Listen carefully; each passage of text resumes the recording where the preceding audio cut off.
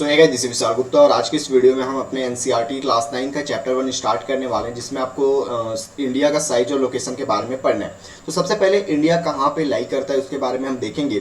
तो आपको पता होगा कि हम जो कॉन्टिनेंट में रहते हैं वो है हमारे एशिया कॉन्टिनेंट। एशिया कॉन्टिनेंट में हम रहते हैं। तो सबसे पहले अपन अगर कॉन्टिनेंट की बात करते हैं तो जैसा कि आपको पता होगा हमारे देश में कितने कॉन्टिनेंट है उसको हम सबसे पहले देख लेते हैं। तो ये आपके पास हमारे पास एशिया कॉन्टिनेंट है, जो कि ये आप देख सकते हो हमारा प्यारा भारत है, ये इंडिया है जहाँ पे हम रहते हैं। उसके अलावा Africa, north America, south America, Europe, Australia, ये सारे हमारे कॉन्टिनेंट है, राइट। अगर हम साइज वाइज भी देखते हैं तो एशिया सबसे बड़ा है। नंबर 1 पे कौन हो जाएगा? एशिया।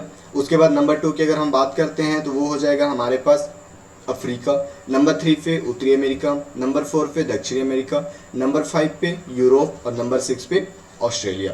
तो ये हमारे पास कॉन्टिनेंट है। अब अगर हम इसको हिंदी में महाद्वीप बोलते हैं। अब इसी महाद्वीप के अंदर अगर हम बात करते हैं इंडिया की, तो ये आप देख सकते हो जो कि इंडिया किसका पार्ट है? एशिया का पार्ट है। और हमें एशिया के बारे में पढ़ना है, एशिया का जितने भी फीचर है।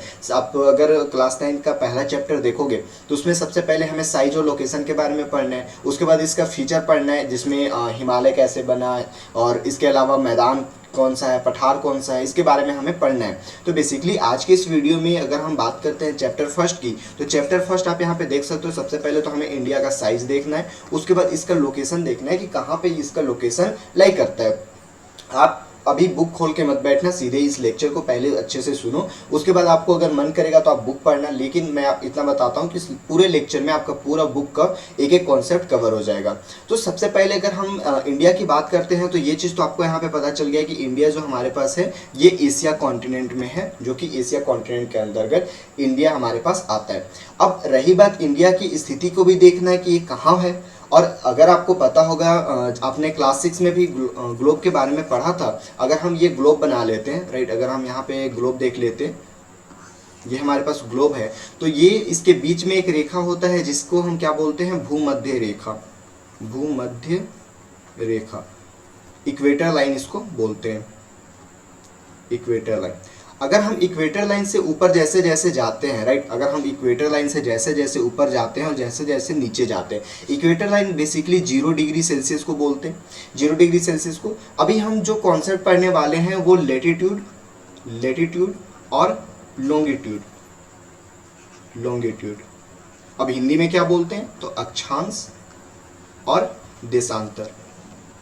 इन दो कॉन्सेप्ट को अभी हम पढ़ने वाले हैं। और इन दो कॉन्सेप्ट के बाद आप देखना हमारा जो इंडिया का साइज और लोकेशन है वो कितने अच्छे से आपको समझ में आने लगता है। तो बेसिकली अगर हम यहाँ पे बात करते हैं कि इंडिया का साइज कहाँ है, अगर हम इक्वेटर की बात करते हैं तो इक्वेटर से जैसे जैसे आप ऊपर चलते हो, बेसिकली मैं चाहता हूँ कि आप जितने भी, भले आप हिंदी मीडियम से हो, इंग्लिश मीडियम से हो, डजंट मैटर, आपको हर एक टर्म के इंग्लिश वर्ड पता होना चाहिए। इसलिए मैं ज़्यादा जो यूज़ कर रहा हूँ वो इंग्लिश टर्म ही यूज़ कर रहा हूँ। बेसिकली मैं हिंदी भी आपको बताते चल रहा हूँ।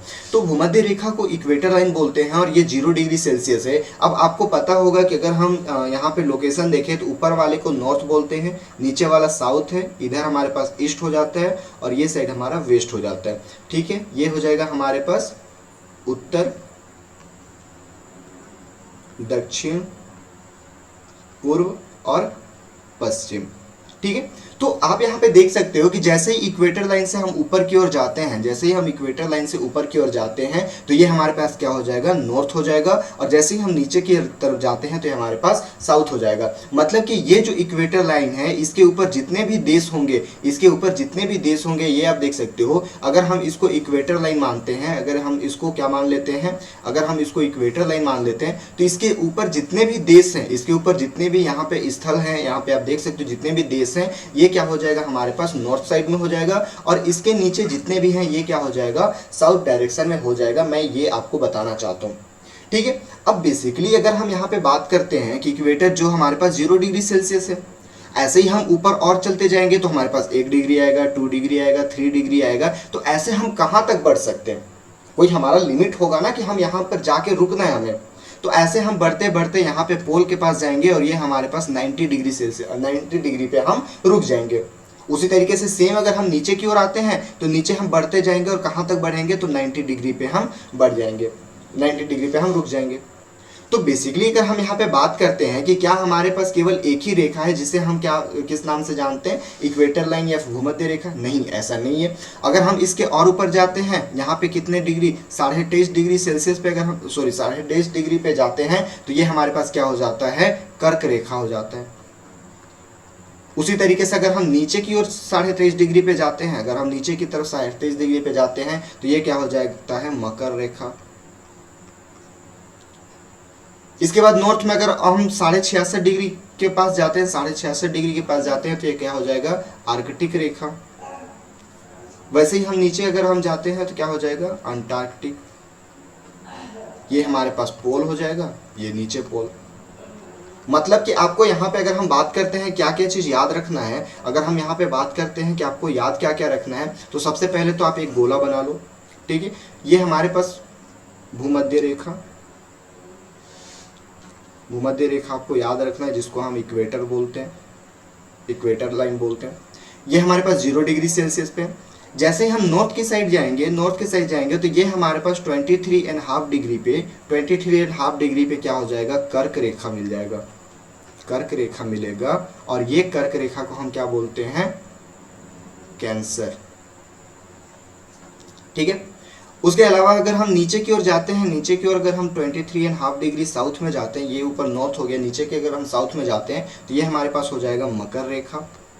क्या हो जाएगा, मकर रेखा। और इसको हम कैप्रिकॉर्न के नाम से, कैप्रिकॉर्न के नाम से जानते हैं। सेम अगर हम इसके और ऊपर चलें, ये हम इसके ऊपर कितने डिग्री, 66.5 डिग्री पे अगर हम चलते हैं तो ये हमारे पास क्या हो जाएगा, आर्कटिक रेखा, आर्कटिक रेखा। वैसे ही हम अगर नीचे की ओर चलते हैं 66.5 डिग्री साउथ में तो ये हमारे पास क्या हो जाएगा, अंटार्कटिक, अंटार्कटिक। ये ऊपर में क्या हो जाएगा, पोल हो जाएगा, कितने, 90 डिग्री पे। और ये 90 डिग्री साउथ पे क्या हो जाएगा, ये भी पोल हो जाएगा।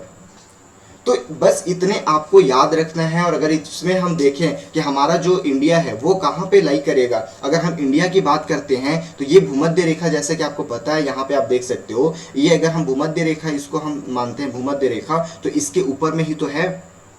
और अगर इसके ऊपर में है तो यहाँ पे आप देख सकते हो, सपोज ये हमारे पास भूमध्य रेखा है तो इसके ऊपर एक कैप्रिकॉर्न है, जो कि आपको पता होगा, आप बचपन से ही पढ़ते आ रहे हो कि जो हमारा कैप्रिकॉर्न है वो इंडिया को बीचों बीच से दो भागों में बांटता है। तो जब ये दो भागों में बांटता है तो यहाँ पे हम क्या बोल सकते हैं कि ये जो हमारे पास, अगर हम यहाँ पे बात करते हैं, चलिए एक बार फिर से मैं इसको बना देता हूँ। ये जो हमने बनाया था, ये हमारे पास इक्वेटर था, ये हमारे पास 23.5 डिग्री था, ये 66.5 डिग्री। नीचे उसी तरीके से ये हमारे पास 23.5 डिग्री एंड ये हमारे पास 66.5 डिग्री। ये साउथ है, ये नॉर्थ है। अब यहाँ पे अगर हम बात करते हैं कि जो इंडिया कहाँ पे है, तो अगर हम इंडिया की बात करते हैं तो ये इक्वेटर से ऊपर इस जगह पे कहीं पे लाई करेगा भारत हमारा, यहाँ पे कहीं पे भारत लाई करेगा, ठीक है। तो अगर हम यहाँ पे देखें तो क्या अगर इसका ऊपरी लिमिट और नीचे लिमिट कुछ होगा, इसका उसी तरीके से ईस्ट और वेस्ट में कुछ लिमिट होगा। मतलब अगर यहाँ पे एक बच्चा अगर मैं यहाँ पे बना देता हूँ, सपोज ये हमारे पास बच्चा है, तो इसका अगर हम चौड़ाई अगर पता करें तो चौड़ाई कुछ होगा। उसी तरीके से इसका लंबाई भी देख सकते हैं कि कितना लंबा है ये, राइट। इसका लंबाई भी पता कर सकते हैं, उसके साथ साथ चौड़ाई भी पता कर सकते हैं। तो सेम यही कंडीशन अगर हम इंडिया की बात करते हैं, अगर हम इंडिया को देखते हैं तो क्या इसका लंबाई और चौड़ाई होगा या नहीं होगा, होगा। अब आपको मैं एक चीज बता दूं कि हम यहाँ से 0 डिग्री से ऊपर बढ़ रहे हैं और यहाँ से 0 डिग्री से नीचे चल रहे हैं, तो क्या हम ऐसा बोल सकते हैं कि ये 0 के बाद 1 आया होगा, उसके बाद 2 आया होगा, उसके बाद 3 आया होगा, उसके बाद ऐसे करते करते 23.5 आया होगा, फिर उसी तरीके से 24, 25, 26 ऐसे करते करते 26.5 आया होगा, फिर उसी करते करते यहाँ पे 90 डिग्री आ गया होगा, नीचे भी 90 डिग्री। क्या हम ऐसा बोल सकते हैं? अब यहीं पे सेम कंडीशन ये आती है कि अगर हम इंडिया की चौड़ाई, अगर हम इंडिया की मैप अगर हम यहाँ पे देखना चाहें, अगर हम यहाँ पे इंडिया की क्या बना दे, इंडिया की मैप अगर बना दे, सपोज 1 सेकेंड,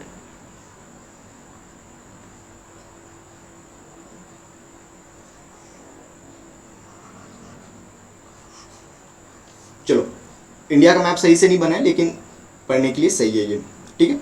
अगर हम इंडिया का मैप देखें, ये अगर हम इसका ईस्ट से वेस्ट में अगर हम देखें और नॉर्थ से अगर हम साउथ में देखें तो कुछ ना कुछ इसका पॉइंट होगा।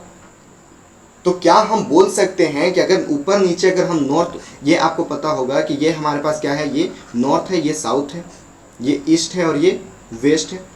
तो नॉर्थ साइड में अगर हम बात करते हैं कि नॉर्थ साइड में कितना है, या फिर अगर हम बात करते हैं इसी तरीके से, अगर हम नॉर्थ में देखें तो क्या हम इसको बोल सकते हैं, ये हमारे पास 8 डिग्री 4 मिनट, 8 डिग्री 4 मिनट से कितना तक 37 डिग्री 6 मिनट, सॉरी 6 मिनट।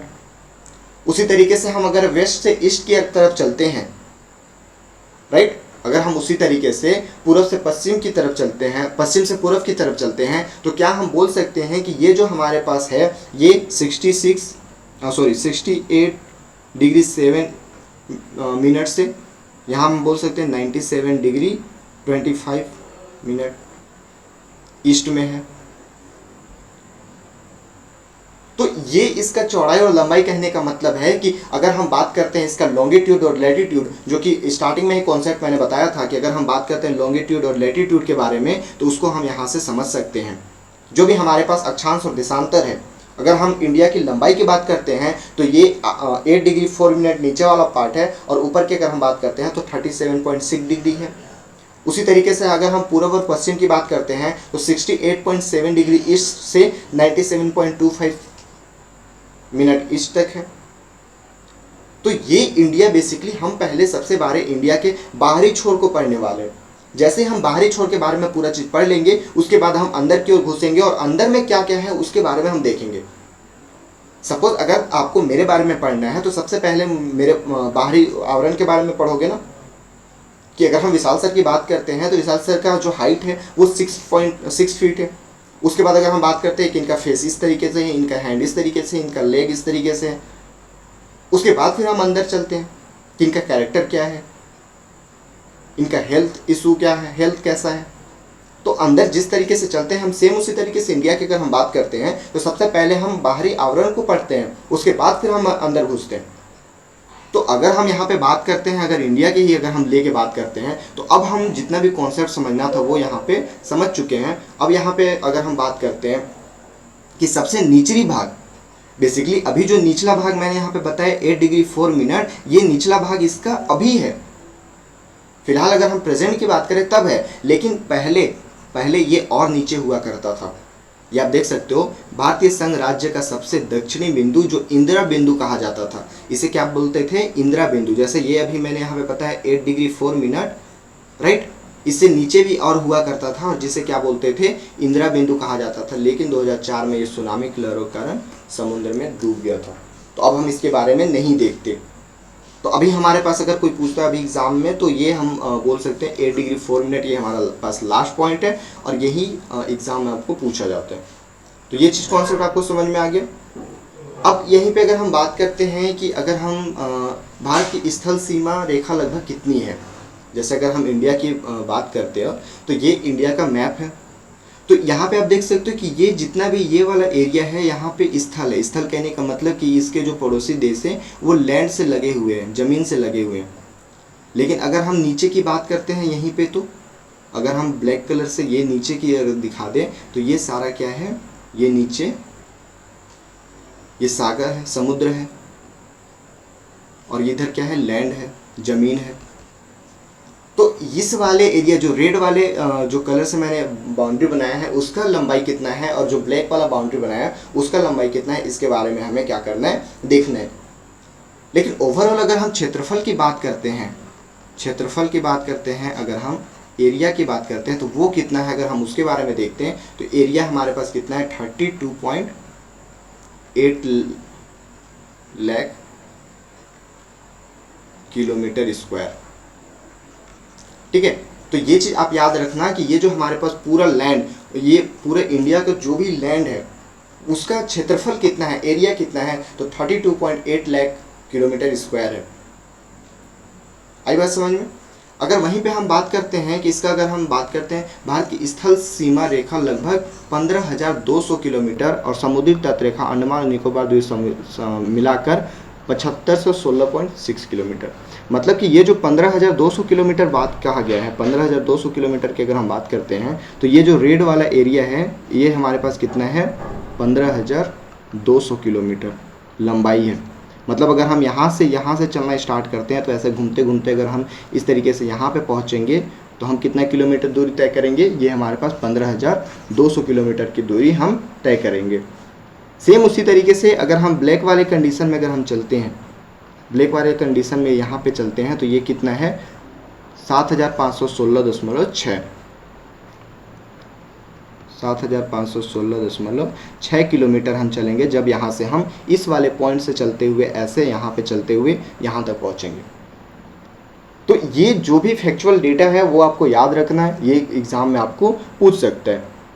अब एक और क्वेश्चन यहाँ पे आता है कि इंडिया जो है वो आपको तो पता है, अगर हम यहाँ पे मैप में देखें तो ये इंडिया इतना बड़ा दिख रहा है, लेकिन इंडिया से और भी बड़े देश हैं क्या दुनिया में, ये भी क्वेश्चन पूछ सकते हैं कि अगर हम बात करते हैं इंडिया का तो क्या इंडिया से और भी बड़े बड़े देश हैं दुनिया में। तो यहाँ पे एक क्वेश्चन आता है कि जी हाँ, इंडिया से 6 और बड़े देश हैं। इंडिया का नंबर हमारे पास 7वें नंबर पे आता है। अब आपको बताना है कि इंडिया से बड़े कौन कौन से देश हैं, इंडिया से बड़े कौन कौन से देश हैं। तो यहाँ पे आप देख सकते हो सबसे बड़ा देश जो है रूस है, उसके बाद दूसरा देश कनाडा है। अभी मैं लोकेशन बताऊंगा कौन देश कहाँ पे है, सबसे पहले आप देख लो कि कौन कौन सा देश सबसे बड़ा है, उसके बाद हम लोकेशन भी देखेंगे कि कौन सा देश कहाँ पे आता है। तो सबसे पहला अगर हम बात करते हैं तो रूस है, उसके बाद कनाडा है, उसके बाद साउथ अमेरिका है, राइट, उसके बाद चीन है, उसके बाद ब्राज़ील है, ठीक, सॉरी ये संयुक्त राष्ट्र अमेरिका यूएसए, उसके बाद ऑस्ट्रेलिया, देन भारत। तो आप देख सकते हो चौथा, पांचवा, छठवां, सातवां, भारत का जो नंबर है वो 7वें नंबर पे आता है, राइट। अब अगर यहाँ पे 7वें नंबर पे आता है और हमें ये रूस हो गया, कनाडा हो गया, यूएसए हो गया, चाइना हो गया, ब्राज़ील, ऑस्ट्रेलिया, इसका लोकेशन भी देखना है क्योंकि भारत का लोकेशन तो हम देख लिए। तो अगर हम यहाँ पे बात करते हैं, चलिए वर्ल्ड मैप में देखते हैं। तो ये आप वर्ल्ड मैप निकाल के अगर देखोगे, यहाँ पे अगर वर्ल्ड मैप देखोगे तो सबसे पहले 2 वर्ल्ड मैप है, इसमें तो देश का नाम नहीं है, इसमें कुछ कुछ कॉन्टिनेंट हैं। तो यहाँ पे आप देख सकते हो कि ये हमारे पास एशिया है। एशिया में ये वाला जो एरिया है यहाँ पे रसिया है। कौन सा भाग है यहाँ पे, मतलब ये वाला जो बड़ा भाग है ये क्या है, रसिया है, जो कि पहले नंबर पे सबसे बड़ा है। ये पूरा ये इस तरीके से यहाँ पे आप देख सकते हो, ये इतना बड़ा ये रसिया है, ठीक है, रसिया हो गया हमारे पास। उसके बाद अगर हम सेकेंड नंबर पे जाते हैं तो ये आप देख सकते हो ये कनाडा है, कनाडा दूसरे नंबर पे, ये इसका बाउंड्री ये इस तरीके से इतना बड़ा है, कनाडा हो गया। उसके बाद तीसरे नंबर पे क्या बताया गया है, यहाँ पे देख सकते हो अमेरिका है, यूएसए है। तीसरे नंबर पे ये यूएसए, जो आप अमेरिका का नाम सुनते हो ना, वो यहाँ पे है। अमेरिका देखो ये वाला हमारे पास क्या है, अमेरिका है, यूएसए है। उसके बाद चौथे नंबर पे क्या आ जाता है, चाइना आ जाता है। पांचवें नंबर पे ब्राज़ील, ठीक, छठवें नंबर पे ऑस्ट्रेलिया और 7वें नंबर पे इंडिया। तो ये हमारे पास क्या हो गया, अगर हम बात करते हैं तो ये पहले नंबर, ये दूसरा, ये तीसरा, ये चौथे नंबर पे चाइना, पांचवें नंबर पे ब्राज़ील, छठवें नंबर पे ऑस्ट्रेलिया, 7वें नंबर पे इंडिया, ठीक है। तो ये आपको ये एग्ज़ाम में पूछता है, ये चीज़ आपको याद होना चाहिए कि भारत जो एरिया वाइज अगर हम देखें तो कितने नंबर पे है, तो ऑब्वियस सी बात है ये 7वें नंबर पे है। तो इससे बड़े कितने देश हैं, तो अगर हम बड़े देशों की बात करते हैं तो 6 बड़े देश हैं, 7वें नंबर पे इंडिया की बात आती है। याद करने का सबसे पहला यहाँ आप देखो रसिया, अगर हम यहाँ पे बात करते हैं तो ये आप देख सकते हो, थोड़ा सा इसको याद करने का टेक्निक अगर हम देखें, मैप वाइज ही आपको याद हो सकता है, ऐसे तो याद नहीं होगा। तो सबसे पहले यहाँ पे रसिया, उसके बाद डायरेक्ट इस साइड चले जाओ, यहाँ पे रसिया हुआ, इस साइड जाओगे कनाडा, नीचे में आ जाओ यूएसए, फिर इस साइड चले जाओ चाइना, फिर इधर गए ब्राज़ील, फिर इधर ऑस्ट्रेलिया। ये आप देख सकते हो मेरे पीछे ऑस्ट्रेलिया है नीचे में। अगर हम यहाँ पे बात करते हैं तो ये आप देख सकते हो यहाँ पे ऑस्ट्रेलिया है। उसके बाद अगर हम बात करते हैं फिर ब्राज़ील आ जाता है, और ब्राज़ील के बाद फिर इंडिया हमारे 7वें नंबर पे आता है। आई होप ये चीज़ आपको यहाँ पे इतना समझ में आ रहा होगा कि किस तरीके से हमें ज्योग्राफी को पढ़ना है। चैप्टर अगर जो भी दिया गया है तो हमें किस तरीके से इसको पढ़ना है। अब आगे टॉपिक हमारे पास आता है कि ये देखो, क्योंकि आज आपको पता होगा कि जो भारत है अभी कोरोना टाइम में या फिर कोरोना के बाद जैसे जैसा इमरजेंसी लगा तो उस तरीके से आपने देखा होगा कि भारत वर्ल्ड गुरु बन के निकला। लेकिन क्या ये अभी अपना स्टार्ट किया है या फिर ये जर्नी हमारा लाखों करोड़ों साल पुराना है, तो इसके बारे में हमें देखना है। ये भी आपके चैप्टर में दिया गया है। तो सबसे पहले मैं आपको बता दूं, ये आप देख सकते हो, ये जो रास्ता देख रहे हो ना, ये रास्ता ये पहले हमारा क्या था, बिजनेस का रूट था। व्यापारी इसी रास्ते से आया करते थे इंडिया। ये देखो दिल्ली, मुंबई, कोलकाता, चेन्नई, ये हमारे आज भी यही चार जो बड़े बड़े सिटी हैं यही फेमस है। उस दिन भी यही फेमस थे, दिल्ली, कोलकाता, मुंबई और चेन्नई, यही चार हमारे पास बहुत बड़े सिटी है, मेट्रो सिटी है। और पहले हमारे पास समुद्र मार्ग से नहीं हुआ करता था, क्योंकि समुद्र मार्ग ऐसे ऐसे टेक्नोलॉजी हमारे पास नहीं थे कि समुद्र के रास्ते हम बड़े बड़े नाव के थ्रू हम यहाँ पे व्यापार करने आ सकते थे। बहुत सारे लोगों को ये डाउट होता है कि भारत की खोज वास्को डी गामा ने किया था, बट आप बहुत बड़े भूल में जा रहे हो कि वास्को डी गामा ने भारत की खोज नहीं किया था। जैसा कि मैंने आपको बताया कि पहले भी हमारा जो था वो क्या हो रहा था कि पहले भी हम ज़मीन के थ्रू व्यापार कर रहे थे, बट ज़मीन के थ्रू व्यापार करने में हमें नुकसान बहुत हो रहा था। और वहीं पे वास्को डी गामा जो था पुर्तगाली था, पुर्तगाल से आया था। और पुर्तगाल में आपको दिखाऊं, ये नक्शा में अगर दिखाऊं तो यहाँ पे है ये पुर्तगाल, ये वाला छोटा सा एरिया क्या है, पुर्तगाल है। वो पुर्तगाली आया और ऐसे ऐसे निकला इस तरीके से, यहाँ पे सबसे पहले रुका, उसके बाद यहाँ पे गया। यहाँ पे एक गुजरात के व्यापारी थे, वही गुजरात के व्यापारी ने ही उसको यहाँ पे ले गया और इस तरीके से वो जो भारत का मार्ग था इस तरीके से खोजा। लेकिन अब आप देख सकते हो कि ये हमें थोड़ा सा तो ईजी पड़ा। पहले हम क्या करते थे, इस रास्ते से आया करते थे, अब हम इतने घूम के आ रहे हैं। लेकिन ये जो घुमाव है इस स्थल के मामले में ये सही है, क्योंकि यहाँ पे हम नाव से जल्दी पहुँच जाते थे, इधर पैदल आना पड़ता था, घोड़ों के सहारे आना पड़ता था। क्योंकि आप यहाँ पे देख रहे हो कि अगर हम इस तरीके से भी इधर से भी बढ़ सकते थे, लेकिन यहाँ पे क्या है, लैंड मास है, यहाँ हमें आने की रास्ता नहीं है। फिर बाद में जब ये सुएज कैनाल यहाँ पे बनाया गया, क्या बनाया गया, याद रखोगे जो भी मैं आपको बता रहा हूँ आप धीरे धीरे याद करते जाना। यहाँ पे सुएज कैनाल बनाया गया और जैसे ही सुएज कैनाल बनाया गया तो ये रास्ता इधर से आ गया और बहुत ही ईजी वे में आप देख सकते हो कि जो यहाँ से 1.5-2 महीने, यहाँ पे 6-7 महीने लग जाता था आने में, अब वो 1.5 से 2 महीने में यहाँ पे पहुँच जाते थे। उस समय की बात कर रहा हूँ मैं, आज से लमसम 200 साल पहले, 200-300 साल पहले की बात कर रहा हूँ। तो ये आप देख सकते हो कैसे हमारे पास व्यापार होते थे। तो ये भी टॉपिक आपको आई होप क्लियर होगा। अब अगर हम इसी में आगे बढ़ते हैं तो भारत के पड़ोसी देशों के बारे में अब हमें पढ़ना है। अब जैसे भारत के बारे में तो हमने पढ़ लिया, राइट। ये अगर हम सपोज भारत है, अगर हम यहाँ पे मान लेते हैं कि ये हमारे पास क्या है, अभी मैं ऐसे समझने के लिए बना देता हूँ। तो हम भारत के बारे में पढ़ लिए, लेकिन अब इसके कुछ ना कुछ पड़ोसी देश होंगे, अगल बगल देश होंगे, अब हमें उनके बारे में पढ़ना है। तो आपको 2 नाम तो हमेशा याद ही होगा, इवन 3 नाम आपको याद होगा, एक पाकिस्तान, एक चाइना और एक श्रीलंका। लेकिन मैं आपको बता दूं श्रीलंका हमारा पड़ोसी देश स्थल से लगा हुआ नहीं है, तो वो पड़ोसी देश में हम कभी कंसीडर उसको कब करते हैं, कभी कभी नहीं करते हैं। तो अगर हम यहाँ पे पड़ोसी देश की बात करते हैं तो ये आप देख सकते हो कि सबसे पहला हमारा पाकिस्तान, एकदम दुश्मन देश, जो कि हमारा सबसे पड़ोसी देश है, इम्पोर्टेंट पड़ोसी देश है। भले ही दुश्मन हो तो क्या हुआ, बट इम्पोर्टेंट पड़ोसी देश हमारा है। उसके बाद अगर हम बात करते हैं तो ये आप देख सकते हो, थोड़ा सा मैप को अगर मैं यहाँ पे जूम करने की कोशिश करूँ तो ये आप यहाँ पे देख सकते हो कि अगर हम यहाँ पे बात करते हैं तो ये अफ़गानिस्तान का जो रीजन है, अफ़गानिस्तान भी भारत से आया है। लेकिन कंडीशन यहाँ पे अप्लाई ये होता है, अगर मैं कंडीशन की बात करूँ तो कंडीशन यहाँ पे अप्लाई ये होता है कि ये वाला जो एरिया है ना, ये वाला एरिया ये पीओके है। अभी आपको पीओके क्या होता है ये समझ नहीं आएगा। पाक ऑक्यूपाइड कश्मीर, पाक ऑक्यूपाइड कश्मीर, जब हमारा देश आज़ाद हुआ था उसी समय पाकिस्तान क्या किया था, कब्जा कर लिया था इस पर। तो वो अभी हमारे कब्जे में नहीं है, वो पाकिस्तान के कब्जे में है।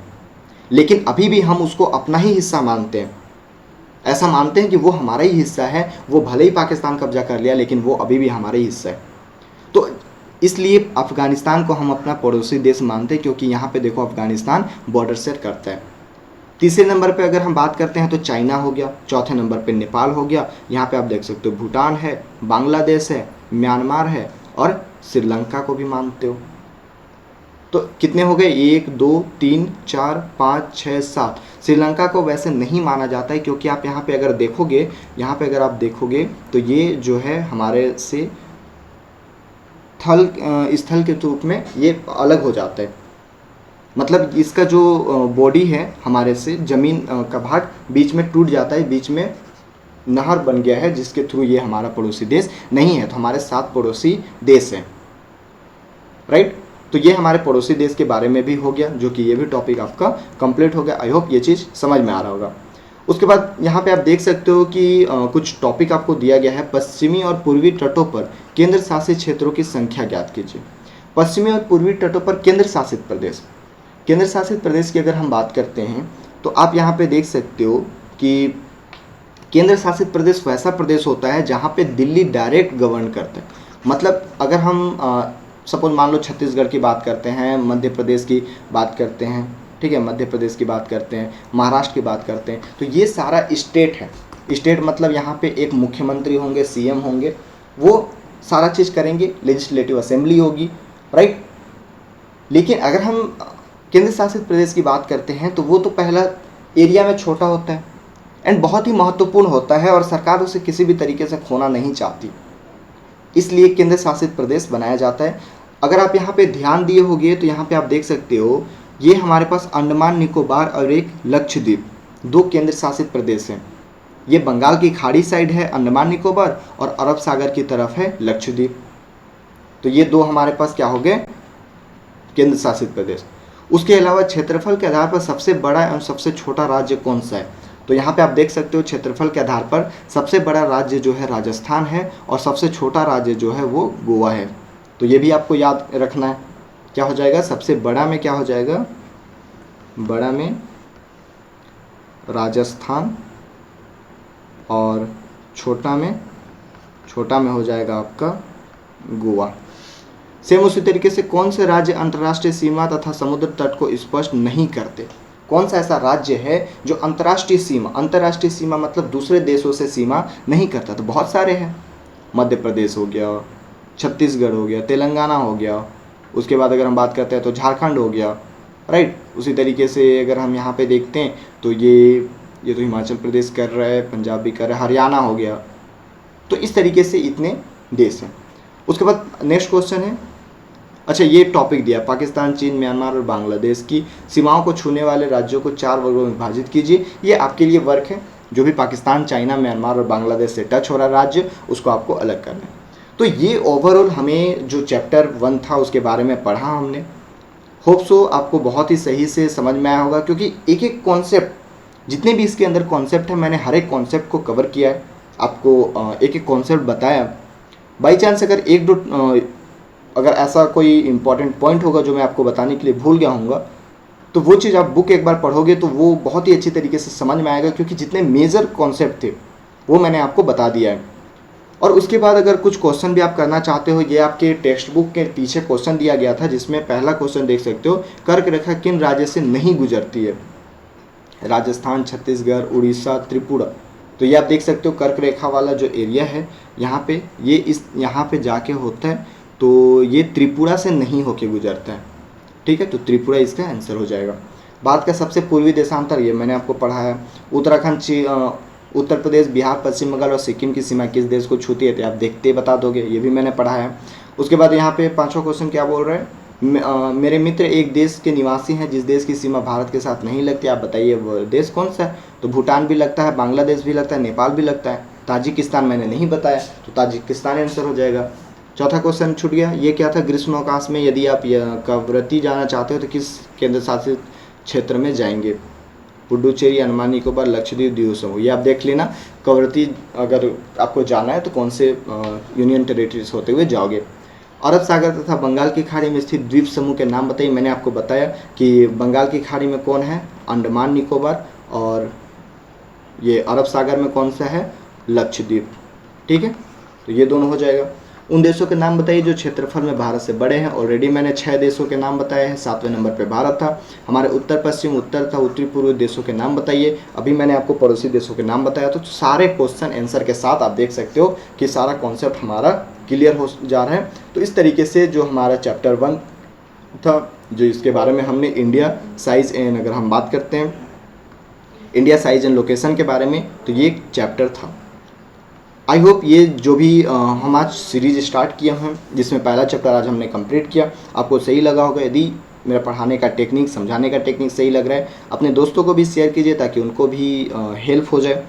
एंड अगले वीडियो में हम चैप्टर 2 के बारे में पढ़ेंगे, जो कि क्लास 9 एनसीईआरटी को लेकर ही हम चल रहे हैं। एक बार आप ज़रूर वीडियो देखने के बाद बुक को पढ़ना, ताकि आपको वो चीज़ अच्छे से समझ में आए। कोई भी डाउट, कोई भी क्यूरी हो तो आप कमेंट सेक्शन में लिख सकते हो, कमेंट सेक्शन में बता सकते हो। सो मिलते हैं नेक्स्ट वीडियो में नेक्स्ट टॉपिक के साथ। तब तक के लिए जय हिंद।